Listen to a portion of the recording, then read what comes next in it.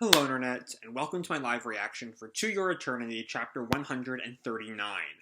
When we last left our heroes, the school all kind of reacted to the death of Rikuya, while Fushi continued to ponder the mystery of Naginata Girl, whose name we learn is Funa. To that end, he transformed into a mosquito to kind of like spy on her, and while doing so, Funa got stabbed by a seemingly possessed Mizuha. Um, and upon Fushi confronting her, she kind of broke out of her trance and kind of panicked over the fact that there was a dead girl at her feet. Seemingly dead girl at her feet. The scenarios are too similar to what happened to Izumi to not be coincidence. And when Fushi asked if there was anything he could do for her, she said to love her. That's where we left off, with Mizuha being as opportunistic as ever. So let's jump right on into chapter 139, making up part 1. As we pick up right where we left off, still in that sewer tunnel, with Mizuha saying, "Love me." The two of them look at each other. Mizuha pleading, and Fushi's shocked. And then Mizuha asked, "Fushi?" And he kind of crawls back. Haha. And we see a shot of his hand in the blood as he's, this girl who just, killed someone is asking to love her. Sorry, I don't really get that, but I'll do whatever it takes to help you feel better. And Mizuha kind of seems satisfied with that as she takes his hand, and moves his hand to, her waist, and then gives him a hug. "If you hold me like this, I might feel better." And then the two of them hug there. Largely Mizuha. Fushi is kind of just stock still there. But we hear the sound of clapping. And it's Funa, who is back from the dead. Kind of obviously, she was very clearly a knocker. Congratulations! And Fushi pushes Mizuha away, forms a sword, and kind of waves it in front of Funa to defend Mizuha. And just then, from behind him, Mizuha laughs. Heh. And Mizuha kind of comes back up. She had fallen to the ground when Fushi shoved her, and she comes back up, and she just sort of sits there, creepily. And Fushi gets up and kind of, is wavering the sword between the two of them. And then, I can't tell if that rope there, in the middle right panel of page 5, is that Fushi's reconnection, or is that a knocker binding him? I'm not sure. But he just kind of stands there as Mizuha and Funa both look at him. And we see a shot of Mizuha. She's kind of faded out. And then Mizuha says, "It feels like ages since we last met, Fushi. It's me. I am the knocker that resided inside the various leaders of the Guardians." So that knocker survived? I thought Fushi distinctly felt the knocker die when Kahaku jumped into the lava. I don't know. "I am so pleased to see you again." And Fushi yells at her, "I haven't forgotten what happened 500 years ago." "Nor have I. I was afraid I would not be able to pass on all my memories and the things I learned on the surface to my next reincarnation then. When my host Kahaku died, my time came to go to the heavens." Okay, but so there's a thing here. Have we always known that the knockers can reincarnate? Because I think that's new information, unless I'm forgetting something. I just figured there was just a bunch of them. Especially given that death is kind of their thing. They want to die. At least that's what we learned in the build-up to Renrail. I don't know. Anyway, when my host Kahaku died, my time came to go to the heavens. And then we hear, I think this is young Mizuha, "I want to die. But 500 years later, I picked up Mizuha's SOS. I knew then it was my time to be reincarnated." Okay, so they can choose reincarnation? And we see what looks like a horde of knockers being, supportive. You can do it. You can do it. Good luck. Give it your best shot. Like, they're supporting the Guardian Knocker. With the encouragement of my comrades, I worked up my courage and left paradise. I focused on the inside of a plant, and implanted myself there. And we see it's really, really tiny. I was thrilled to find that I had been reborn as myself. As usual, I entered her body through the left arm. After reaching her head, I extended my roots, evolving her body, so that I would better be able to defend her if it ever came to that.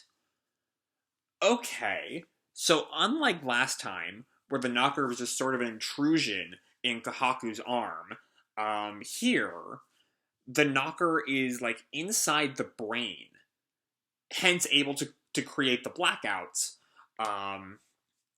that allow her to, that allow the knocker to take over and kill people. But I think the question, that explains what happened with Izumi, right?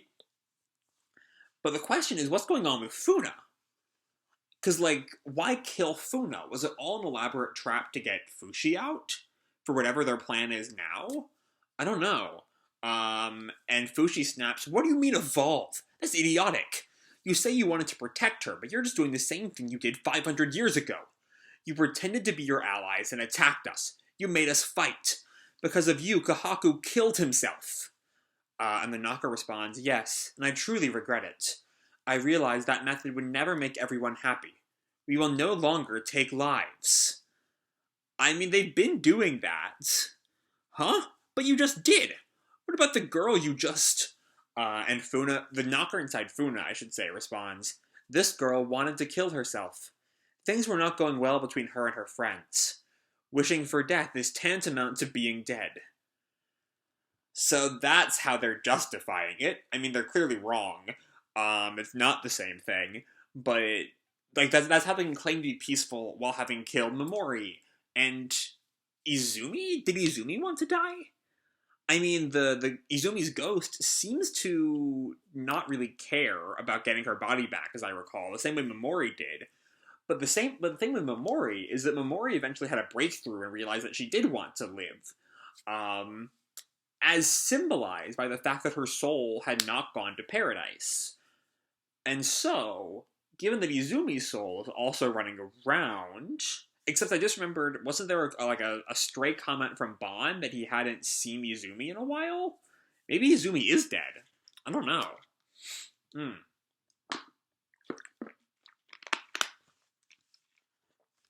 Wishing for death is tantamount to being dead. And the Guardian Knocker continues, "The flesh that was Funa had feelings for you. That was a major source of stress for Mizuha. So he sent Funa's Fai to paradise and entrusted her body to the faithful knocker that dwelled there." Wait, so Funa is dead. Funa's Fai is gone. Her soul is in paradise, is in heaven. So that's a distinct difference. But does that mean that it just happened? Because the way that flashback is paired above the Guardian Knocker's head is that the implication I'm getting, especially pairing it with the Funa and Fushi scene from 138 Part 1, the implication I'm getting is that Funa did not know what was going on. It's only just now, maybe only as soon as Mizuha stabbed Funa, that Funa's soul left. I think. I'm suddenly getting new insights all of a sudden, because so a new theory is that just came to me is that, like, Momori and Izumi and Funa and Mizuha all have the knockers for a long time now. This might be really obvious now that I lay it all out. And so when Funa showed up at the end of the Momori arc, that was much like Mizuha's killings. Funa was possessed. She had no memory, much like Mizuha had no memory of killing her mother. And so, when Mizuha says, "We sent Funa's Fai to paradise," I think she might be wrong there. Because if this is the same thing as killing Izumi, Izumi's Fai did not go to paradise. At least not immediately. It might have, for all we know. But it should still be running around, even if Bon hasn't seen it in a while. And so maybe Funa is too. I don't know. A lot to think about here. And Fushi tells her, you still shouldn't kill her. But the Guardian Knocker responds, I think it was a logical and peaceful solution, don't you? Mizuha was freed from her stress, and Funa was sent to a happier place. The same goes for Mizuha's mother. To Mizuha, her mother was a source of suffering. She attempted to use her daughter to satisfy her own sense of worth. Mizuha played her role and put a smile on her mother's face, but that happiness was built by chiseling away at Mizuha's own life. And eventually, Mizuha reached the breaking point. Her heart resonated with my own, so I decided to eliminate the cause of that stress. And we see the moment that Mizuha, or the Guardian Knocker, as Mizuha, picks up the kitchen knife and stabs Izumi. And Fushi just listens, and then says, and? This knocker inside Izumi-sama is your way in? So what then? You did all this to make it easier to use the Guardians and increase your followers? Even taking advantage of little kids like Memori's? And the Guardian Knocker laughs. Memori's knocker was a little extreme. I apologize for the trouble they caused, and we had a goal with all that. A goal? Nothing major. Just looking into a certain matter. Where your life is located. And we see a shot of her hands, for some reason, just like focus on how bloodied they are. And Fushi asks, oh, you want to kill me again? And the knocker brings her hands up to her mouth and like covers them and puts her hands down so we see like her blood-streaked face. No, we simply wish to live together. And that is the end of the chapter. Okay, wild shit going on into your eternity. Like, this series is so fucking good. I'm just, God, there's so much to consider. Like, and one of my problems with the second part of the past, the post-Jananda section, is that it sometimes felt like how little we understood about the series' mythology and how what the Knocker's powers are and what Fushi's powers are kind of got in the way of my enjoyment, as I recall. But here, it's working to, like, fuel theories, to keep the questioning going. If that made any sense. I hope it did. It makes things interesting, the sense that, like, we still don't quite know everything going on here. Like, even still, what the Knocker's end goal is. And I like the idea that they truly do believe they're doing a good thing.